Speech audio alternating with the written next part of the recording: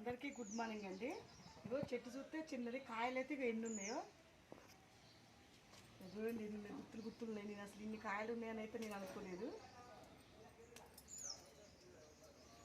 నేను ఎక్కడ చూసినా కాయలే కనపడుతుంది.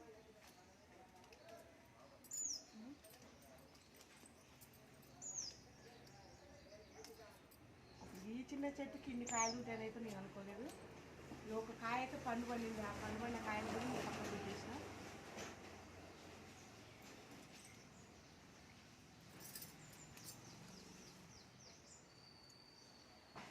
ఒక పెద్ద కాయ అయితే పండు పండింది.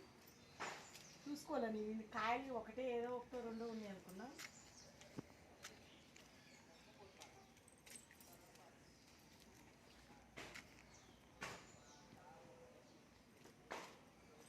చూడండి ఎన్ని కాయలు.